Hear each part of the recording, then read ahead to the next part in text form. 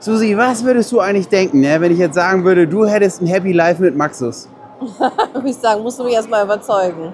Ja, das ist richtig, ne? Also wir haben hier nämlich hinter uns auf Maxus-Basis das Fahrzeug Happy Life. Okay, dazu muss man noch sagen, wir haben uns die letzten Maxus-Autos, Campervans auf der Messe im Caravansalon in Deutschland letztes Jahr angeguckt. Und da war ein Modell dabei, da konnte man sich nicht mal irgendwie drehen im Auto. Und deswegen bin ich jetzt mal gespannt, wie das hier gelöst ist. Es ist auch ein ganz anderes Modell von Auto, muss man dazu sagen. Das ist so ein Kleintransporter. Ja, Denn genau, Maxus die machen nicht nur Wohnmobile, die haben eine eigene Sparte, die Wohnmobile bauen, Ja, aber die bauen auch Transporter. genau. Und jetzt hier sind wir nicht bei Maxus auf dem Stand, sondern wir sind bei einem alternativen Wohnmobilausbauer und der baut dieses Wohnmobil auf Maxus. Happy Life. Happy Life. Und Happy Life, ne, das geht nicht nur nach hinten, sondern geht auch noch nach oben. Du. Schauen wir uns mal an. So sieht's aus.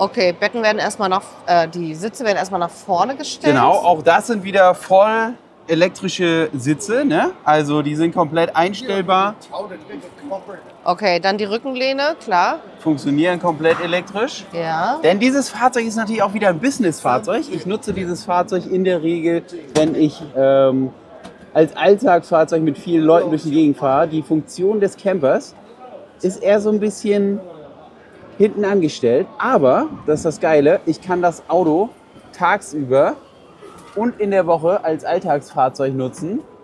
Aber ich kann am Wochenende oder wenn ich mal spontan einen Ausflug mache, auch in diesem Auto schlafen. Oh, das Und sieht er hat aber, uns jetzt gerade gezeigt, wie ein Bett umgebaut wurde. das sieht aber sportlich aus.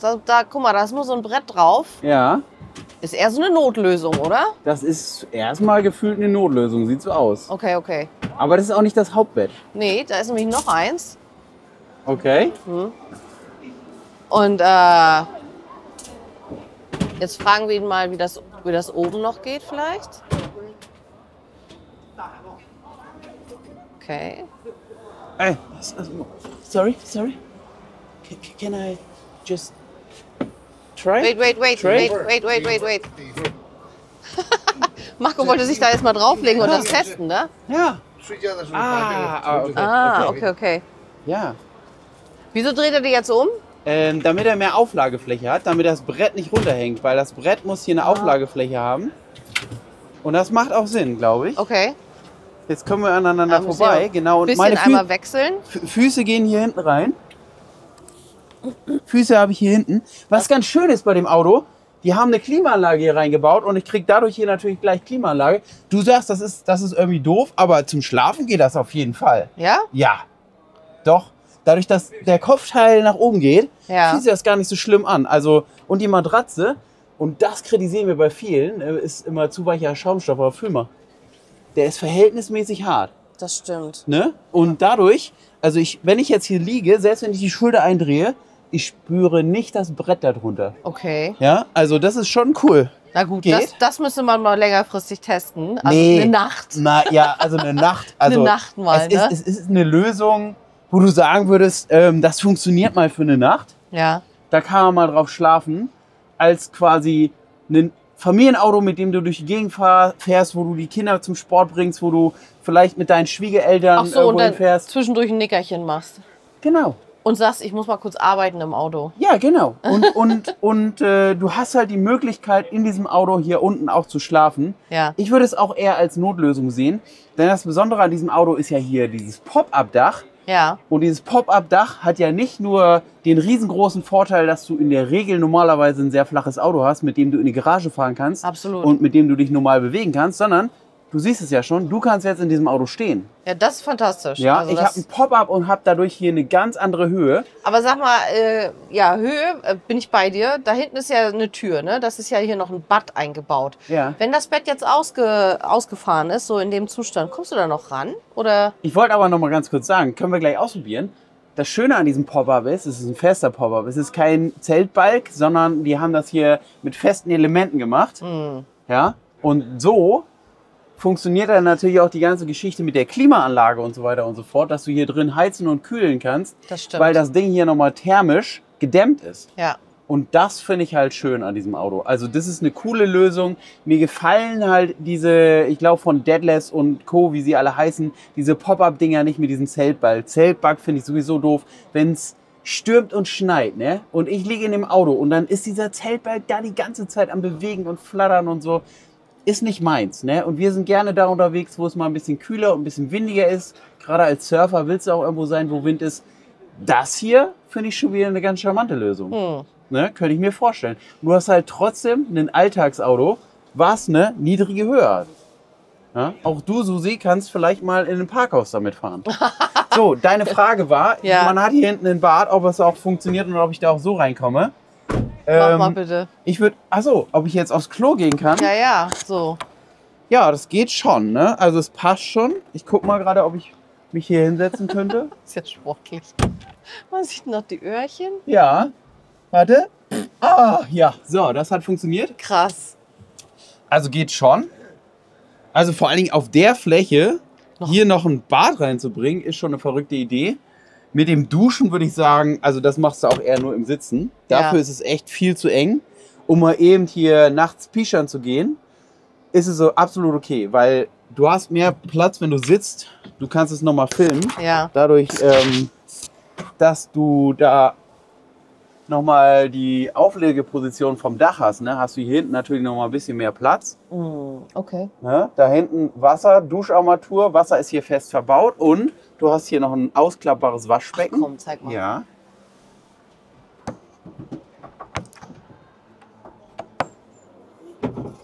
Also Zähne putzen geht. So. Genau. Das nenne ich mal minimalistisch Ja. in dem Auto. Ist ja Wahnsinn. Krass. Spiegel. Ich mein- Sogar Spiegel. Ich meine, du musst dir vorstellen, das ist ja fast eine Basis Ja. wie der VW California. Ja, absolut. Von der Ne? Größe. Ich meine, wir hatten so ein Auto Ja, genau. und wir hatten kein Klo an Bord drinne. Zumindest nicht mit einer Tür, ne? Also, weil das ist jetzt auch mal ein Klo und ich kenne die Situation, wo du dann halt einen Schubkasten hast, wo du dann halt mal das Klo rausziehen kannst. Ja. Aber du musst natürlich immer eigentlich theoretisch allen Leuten sagen, so, könnt ihr mal bitte aus dem Auto rausgehen, ich muss hier alles mal zusehen, ich muss mal kurz aufs Klo. Ja. Weil du willst ja jetzt nicht aufs Klo gehen, wenn die anderen da irgendwie gerade am Frühstücken sind. Hier wäre es sogar theoretisch möglich, weil du zumindest einen kleinen Sichtschutz hast, ne? Also Absolut. du hast eine Tür, kannst du zumachen und du könntest theoretisch da hinten auch echt noch duschen. Ne? Also du könntest hier Popo-Dusche, Popo-Wellness, alles noch machen, weil da unten ein Abfluss ist. Ne? Du siehst hier, die haben da nochmal so ein kleines Brett und da hinten ist ein Ablauf. Ja. Also entsprechend hinten eine Duschwanne verbaut. Ich weiß nicht, wie die es mit der Tür da hinten machen, ob da noch ein Duschvorhang eigentlich hinkommt. Stimmt, das läuft ja Weil da rein. da ne? hinten wäre halt ein bisschen blöd. Ja. Ne? Das müsste man mal fragen, ob das funktioniert oder ob die Idee eigentlich ist, dass du hier drin gar nicht duscht, Vielleicht draußen eine sondern dass es Außendusche. nur eine Außendusche ist, weil der Duschschlauch ist auch sehr, sehr lang. Ne? Aber dann würde die Wanne da Guck mal. unten keinen Sinn machen, außer zum Durchkärchern. Die Wanne macht trotzdem Sinn, weil du natürlich nasse Schuhe, nasse Klamotten da hinten hinpacken kannst. Das kann alles abtropfen und läuft trotzdem bei der Wanne raus. Also dafür, finde ich, macht die Wanne schon Sinn. Und vor allen Dingen, genau wie du sagst, ne? Also in der Regel natürlich, wir Männer, wir pinkeln immer im Sitzen. Und gerade bei so einem Klo wäre das natürlich angesagt. Aber vielleicht hast du hier auch mal einen, der da so ein bisschen, Anders weiß man ist. nicht. Und dann kann man zur Not diese Wanne auch nochmal ausspülen. Ne? Okay, so, ich habe ein Bett, ich habe ein Klo, was habe ich noch? Ich habe hier einen kleinen Kühlschrank. Der ist gar nicht so klein, du. Ja, also für das Auto ist es sogar ein großer Kühlschrank. Da hast du Wahnsinn. absolut recht. Ja. Ja. Ich habe hier unten nochmal Staumöglichkeit, Na, beziehungsweise ein nicht bisschen so- Technik. Ja. Nicht so viel. Nee, da kann ich 2, 3 Flaschen reinpacken. Das hätte man noch ein bisschen besser Ja, genau. verschließen können, damit man da drüber wenigstens den Platz nutzen kann. Das finde ich jetzt nicht so schick. Ey, da muss ich dir kurz recht geben, das ist ziemlich Ja. dämlich sogar, die Pumpe da so hinzubauen. Ja, ja. Da hast du richtig Platz verschenkt. Du hättest sie ja zumindest hier auch an die Seite bauen können oder Das so. stimmt. Ja. Also da ist ja komplett Platz verschenkt. Leider ja. Gut. Ja, also meine Begeisterung wird gerade wieder ein bisschen gedämpft. Sagen wir mal so, Das versteht man nicht. wir entdecken noch Potenzial nach oben. Ja, genau. Also weil natürlich, ich kriege ja nicht alle Lebensmittel, wenn ich hier wirklich irgendwas transportieren will. Natürlich eine Flasche Bier, die kriege ich hier in den Kühlschrank rein. Aber vielleicht habe ich auch irgendwas, ne, nochmal eine Wasserflasche oder so, die ich irgendwo hinstellen will. Der Platz fehlt hier jetzt natürlich komplett. Also grundsätzlich fehlt in diesem Auto natürlich Staufläche. Das Also stimmt. um irgendwo was zu verstauen. Es ist schwierig, es ist halt wie gesagt eher ein Transporter mit Sitzplätzen. Du kannst hier mal hinterm Sitz so ein paar Sachen irgendwie hinstellen, eine Tasche oder so. Genau. Ich bin mir gar nicht sicher. Ich klapp's mal einmal wieder zurück, wie die Situation hier unter aussieht. Ja. Ne? Aber ich bin doch überrascht, wie gut man liegt. Obwohl das hier halt einfach nur Brett ist und hier so geklappt und hier so eine Wölbung hat. Aber dadurch, dass hier genau natürlich dein Kopf liegt, ist es gar nicht so dramatisch gewesen. Das sieht so aus, als wenn das ein Brett ist, was sogar fest ist. Da komme ich gar nicht ran. Also kann ich da gar kein Staufach haben. Das ist ein bisschen schade auch, ne? Irgendwo muss ja auch der Wassertank noch sein. Ja, weiß ich gar nicht. So, kriege ich das jetzt wieder selber hochgeklappt? Jawohl. Ne? Aber wie gesagt, man muss nochmal betonen, dass es eigentlich ein Transporter ist. Hier mit 6 Sitzplätzen. Krass. Also eine In schöne so einem kleinen Auto. Familienkutsche. Ja, Und du hast ein Klo dabei.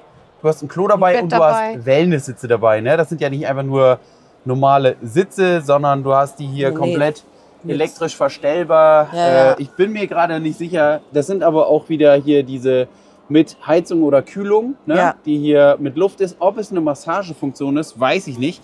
Aber ich vermute es mal ganz stark. Denn diese Sitze hier, die sind lustigerweise Zukaufprodukte. Also die Hersteller von diesen Wohnmobilkonzepten, die kaufen diese Sitze hier auch zu. Ganz viele Camperkonzepte in China haben diese Sitze verbaut. Also das ist total in. Und in China muss man theoretisch genau solche Wellness-Sitze haben mit Massagefunktion und so weiter und so fort. Sonst steigen die gar nicht ein. Ja, ne? genau. Ich weiß nicht, ob es vielleicht daran liegt, weil die Wege hier weiter sind, weil man halt auch länger im Auto sitzt. Ja, Ne? ja. Dass man dann halt auch den Fahrkomfort ein bisschen mehr betonen muss. Aber wie gesagt, das ist eigentlich jetzt auch nicht mehr unbedingt besonders, sondern Guck mal, was haben wir hier noch an der Seite? Steckdosen und dann steht hier Controller und vielleicht Standheizung, ne? Könnte auch noch sein. das kann man hoffen, ne? Ja. Soll ich mal draufdrücken, einfach spaßhalber? P3. Man weiß es nicht. Lieber nicht. Ja, lieber nicht, genau. Was halt auch ganz witzig ist, weil Nee, viele... guck mal, da unten ist noch was. Was denn? Was ist das Achso, denn? ja, diese ganzen Bedienpanels, das können wir jetzt natürlich gar nicht so, kann man jetzt gar nicht so sagen, aber es wird natürlich auch hier so das übliche Equipment verbaut sein, denn hier muss auch verhältnismäßig, wir wissen es jetzt nicht, aber hier muss verhältnismäßig viel Batterieleistung an Bord sein, hier muss ein Wechselrichter drin sein, denn theoretisch, jetzt sagt ihr, man hat einen Kühlschrank, theoretisch kann man in dem Auto sogar kochen. Was? Ja. Komm. Jetzt fragst du dich wo, ne? Ja, kann man hier genau. irgendwo was ausklappen? Ist hier irgendwo ein Punkt, wo man kochen kann? Nein, die haben die Kochplatte hier in die Tischfläche reingepackt. Da, kleine Kochplatte, einfach hier im Tisch mit drin. Und Verrückt, natürlich ne? noch ein... Guck mal, wie sieht das von unten Abholder. aus? Ja, von unten sieht man sogar ein bisschen hier das Kabel noch Ja. eiern. Aber gut, witzige Situation. Ich weiß gar nicht, den Tisch kann man Den hier kannst du auch noch erweitern. ausklappen. Genau. Ich sehe es gerade nicht wie. Moment. Hier. Genau, hier ist es zum Drehen. Kann ich den halt noch für den Nebenmann als Tischfläche. Und der ist ja eingehängt, bereitstellen. ne? Also da ist hier irgendwie so eine Schiene. Ja. Vielleicht kann man den sogar auch noch ganz rausnehmen. Also die Frage für mich jetzt wäre noch, das sieht nicht so aus, als wenn es Drehkonsolen sind, wäre wahrscheinlich hier auf der Länge auch ein bisschen schwieriger. Aber es wäre natürlich schön, wenn du die Vordersitze jetzt auch noch drehen könntest, dann hättest du hier nämlich so eine Sitzsituation, wo dann halt auch nicht nur 2 Leute am Tisch sitzen könnten, sondern halt die 4 Leute vorne am Tisch. Absolut. Aber das sieht jetzt gerade nicht so aus, als wenn das hier Drehkonsolen sind. Von daher nehme ich mal an, der Platz ist auch sehr beschränkt, dass es nicht gehen wird.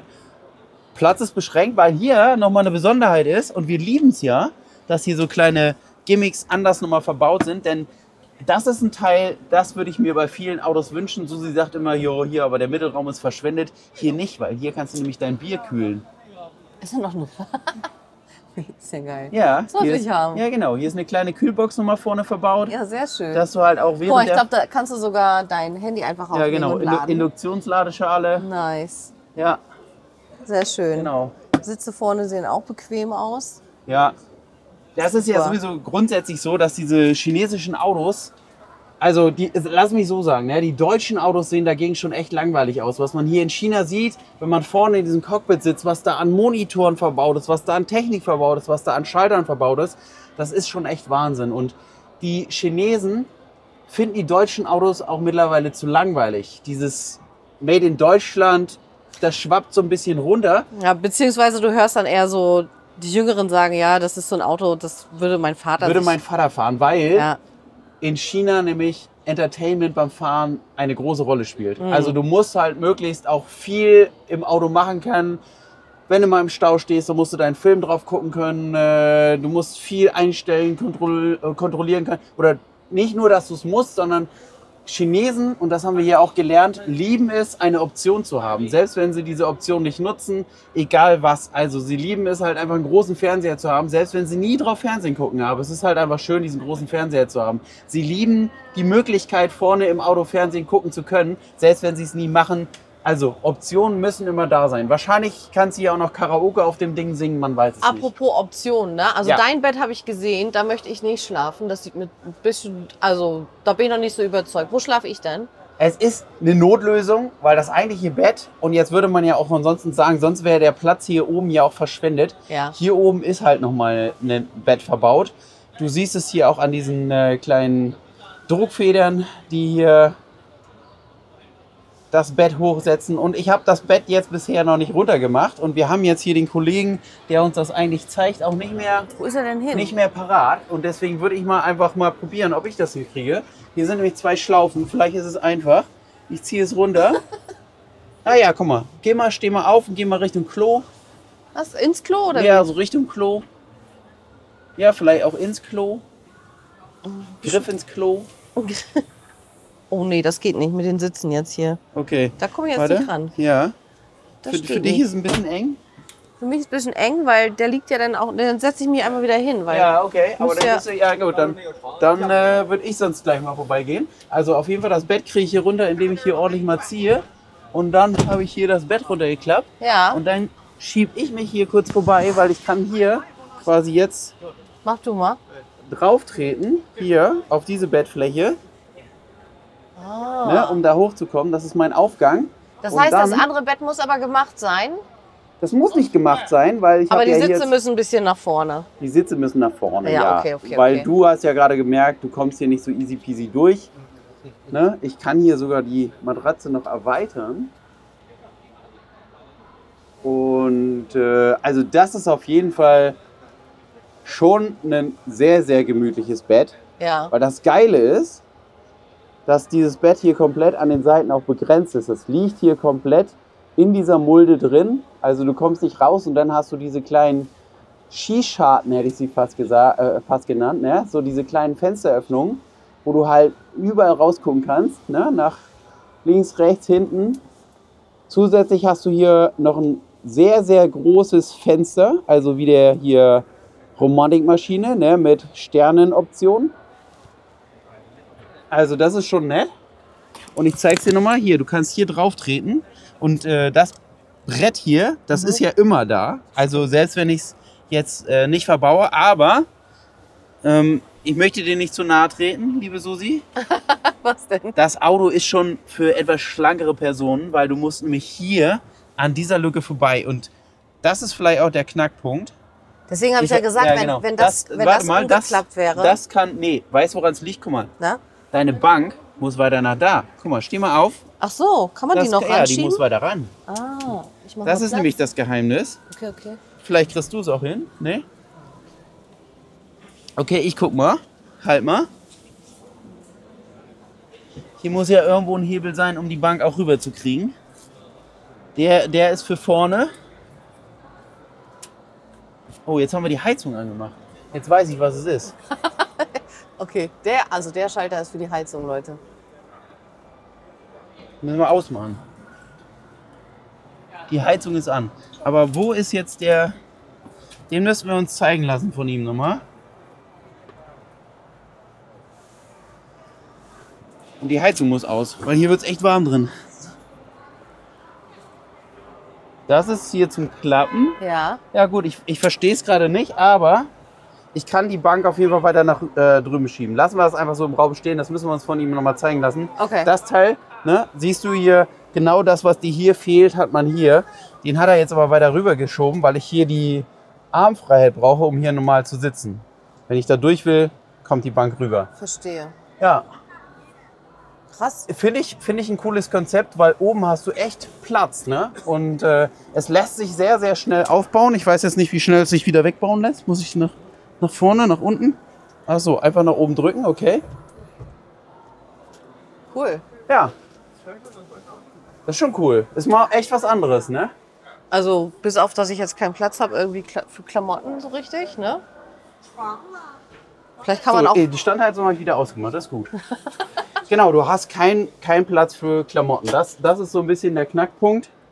Wir können mal hinten reingucken, wie das hinten aussieht. Vielleicht kriegen wir hinten die Türen auf. Es sieht sowieso hinten auch ganz witzig aus, weil du natürlich in so einem kleinen Auto auch wenig Platz hast. Die haben das Klimagerät hinten ran gehängt. Zeige ich dir gleich. Ja. Haben wir aber bei den Japanern auch ganz oft gehabt, ne? Also, dass sie hinten irgendwo im Heck verbaut waren. Ja. Gut finde ich, dass hier auch noch so ein Fliegengitter verbaut ist. Das stimmt. Ne? Kann Ja. man hier schön...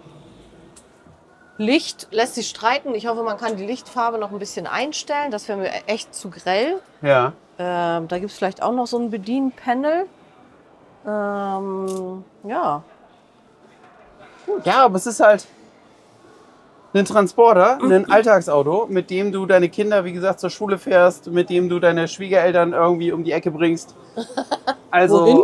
ja, es ist eigentlich halt kein Wohnmobil, sondern es ist ein Kompromiss, ein Auto, mit dem du auch am Wochenende mal irgendwo hinfahren kannst und übernachten kannst. Und oben ist es sogar ein richtig schönes Bett. Und es hat sogar in so einem kleinen Auto ein Klo drin. So, lass mal schnell nach hinten gucken, ob da ein bisschen Platz ist. Wobei, wenn wir hier schon mal vorne sind, ich mache mal gerade kurz die Tür auf, nur um ganz, ganz kurz noch mal vorne reinzugucken. Weil auch das ist ja schon immer ganz schön, dass es zumindest farblich angeglichen ist. Ich hätte es jetzt noch schöner gefunden, wenn sie es vorne auch noch gemacht hätten, ne? Wenn man das schon so durchzieht, wäre es geil gewesen, vorne auch noch. Aber das ist natürlich so ein bisschen wahrscheinlich auch des Preises geschuldet. Da oben hängt, glaube ich, noch ein Monitor drin. Stimmt, stimmt. Hier hängt noch ein Zum Monitor. Fernsehen gucken. Man will nichts kaputt machen, aber du hast recht, hier oben ist noch ein Monitor.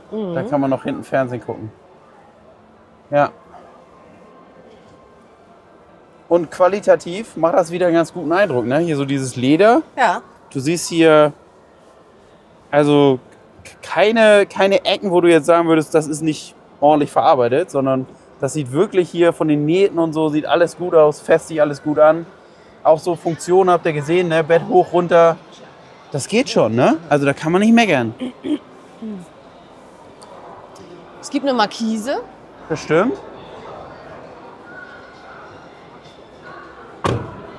Auch cool. Und jetzt bin ich gespannt, ob wir hinten einfach rein können. Mal gucken, ob es offen ist oder nicht. Ne, ist abgeschlossen, schade. Okay, das wäre natürlich spannend. Und hier siehst du mal, hier hängt da das Klimagerät draußen dran. Witzig. Ja.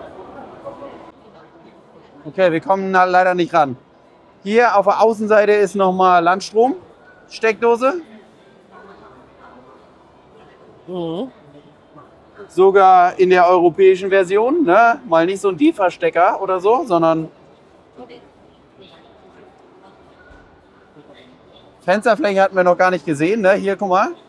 Hier sieht man es zumindest. Innen hatten sie es jetzt verdunkelt, hier mit dem Plissé.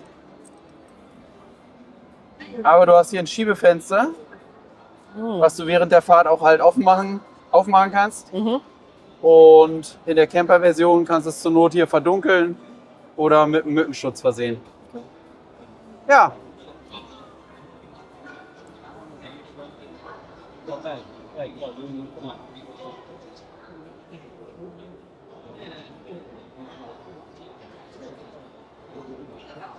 Ja, und hättest du ein Happy Life mit Maxus? Ey, als Alltagsauto finde ich den richtig gut. Ich habe letztes Jahr von einem Kollegen ein Mercedes gesehen, diese Camping-Variante. Wie heißen die? Marco Polo? Ja. Marco Polo. Und ich war schon ziemlich begeistert und auch ein bisschen neidisch, weil er meinte so, ja, da fahre ich meine Kinder so zum Sport und dann kann ich da drin sitzen und kann mir da ein Getränk machen und das ist voll bequem. Ja, aber das Auto, da kannst du drin kochen, schlafen, auf Klo gehen, du hast eine Dusche, du hast extrem coole Sitze da drin, du hast einen Monitor, also wenn man will, könnte man aus so einem Auto noch ein bisschen was rausholen. Allein diese Dachkonstruktion ist ja... Ja, du hast mir alle Worte weggenommen. Ja, muss ich, genau so. Also in so einem kleinen Auto trotzdem 3 Schlafplätze. Ja, ne? Wahnsinn. Ist ja immer faszinierend. Und in so einem kleinen Auto dann trotzdem noch eine Dusche und Klo. Also wie bequem das letztendlich ist, ne, das kriegt man natürlich nur raus, wenn man das dann auch mal benutzt, ist mir klar. Aber ich finde es faszinierend, was da alles reinpasst. Die Autos werden hergestellt von Shishing. Und dann sage ich doch mal Shishing. Dann sage ich Shishir, Shishing. Schüche. Shishir. Ja, Leute, ihr wisst schon, haltet die Ohren steif, ne? Vielen Dank fürs Angucken. Und im nächsten Video. 骑行房车专业申请，我爱中国， Hm. 能听懂吗？ Ach, was ich noch vergessen hatte, weiß findest du keine schöne Farbe, ne? Wolltest du lieber schwarz haben? Oder? Ja, geht auch. Hier, guck mal.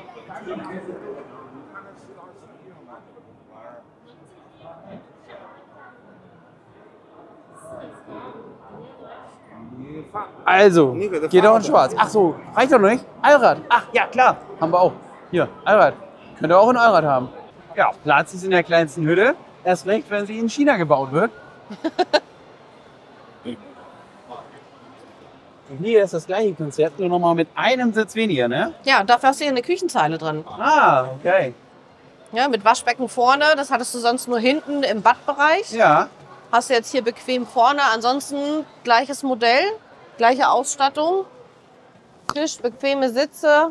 Oben das Dach zum Ausfahren mit dem extra Bett. Und hinten hast du eine Doppelsitzbank, die du auch wieder umklappen kannst zu einem Einzelbett.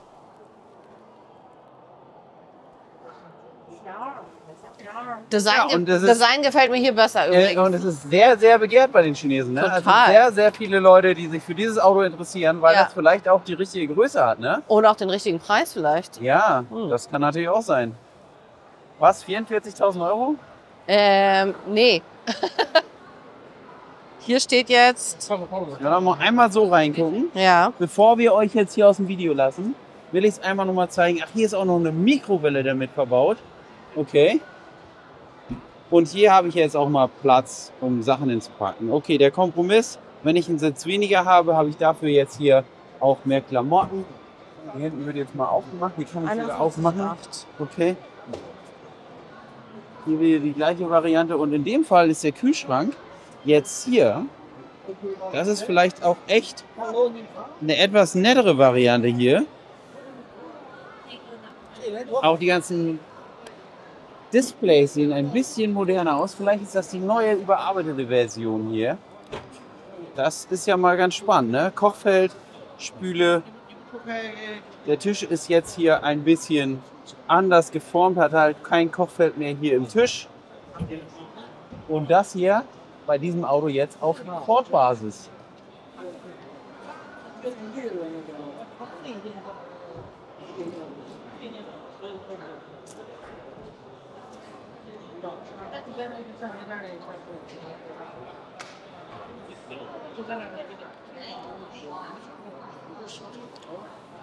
So, jetzt bin ich gespannt, nochmal hinten reingucken. ja. Ach, guck mal, hier ist es jetzt auch anders gelöst. Ich nehme mal an, das ist sogar die überarbeitete Variante. Ah. Denn hier haben sie jetzt halt auch eine Duschtür, weil wir haben uns ja gefragt, wie macht man das denn, dass das hier nicht alles nass wird. Hier ist jetzt mal nochmal eine kleine Duschtür reingekommen. Und wie sieht das hier aus? Haben wir hier jetzt Stauraum? Ach, guck mal, hier hast du sogar noch ein bisschen Platz. Hier ist die Außendusche. Außendusche hast du jetzt hier, ja. Cool. Nicht viel, aber ja. Nicht viel Platz, genau. Naja, während du fährst, kannst du auch ein paar Sachen hier unterbringen. Geht schon. Aber es ist doch schon witzig, Stauflich. ja, dass du halt beim gleichen Auto, was ähnlich aussieht, zumindest vom Grundriss die gleiche Idee hat, Ja. nochmal eine andere Funktion reinbringst, nur weil du einen Sitz irgendwie dann weniger drin hast. Absolut. Wer jetzt mehr die Küche braucht und mit einem Sitz weniger klarkommt, warum nicht?